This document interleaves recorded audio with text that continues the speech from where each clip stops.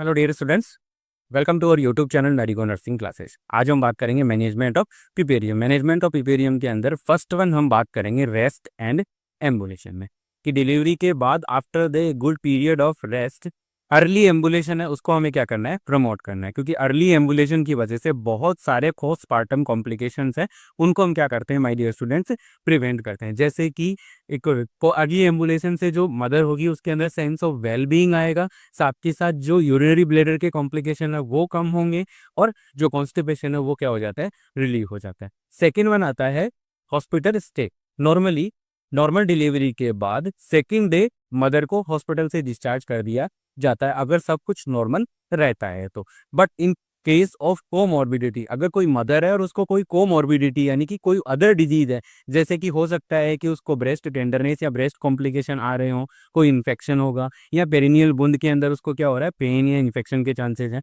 तो उस कंडीशन के अंदर क्या होता है डियर स्टूडेंट्स, जो हॉस्पिटल स्टे है वो क्या हो जाता है, बढ़ जाता है। नेक्स्ट वन आता है हमारा डाइटरी मैनेजमेंट, की पोस्टपार्टम पीरियड के अंदर लैक्टेशन को मैनेज करने के लिए डाइटरी मैनेजमेंट करना काफी इंपॉर्टेंट होता है। तो अगर एक नॉन लैक्टेटिंग मदर है, नॉन लैक्टेटिंग मदर यानी कि जो ब्रेस्ट फीड नहीं करवा रही है, उस मदर की जो डाइट होगी वो नॉन प्रेग्नेंट वुमन की जो डाइट होती है उसके अकॉर्डिंग होते हैं, यानी कि same as non pregnant woman की जैसी डाइट हो जाती है। बट अगर जो मदर है वो ब्रेस्ट फीड करवा रही है, यानी कि एक लैक्टेटिंग मदर है, तो उस केस के अंदर क्या होता है, वहां पर हमें क्या करना होता है, डाइट पे ज़्यादा फोकस करना होता है। और क्या करना है, हाई प्रोटीन डाइट देनी है, हाई फैट डाइट देनी है, प्लेंटी ऑफ फ्लूइड्स हमें वहाँ पर देने, और सबसे इम्पोर्टेंट की हाई कैलोरिक डाइट एक वुमन को देनी है, ताकि जो लैक्टेशन है उसको मैनेजमेंट हो सके, साथ ही साथ जो मैटरनल जो हेल्थ है वो भी क्या हो सके, इम्प्रूव हो सके। तो ये कुछ इंपॉर्टेंट पॉइंट्स थे जो कि पीपीडीएम के मैनेजमेंट के दौरान हमें as a health care provider हमें ध्यान में रखना होता है। Thank you so much.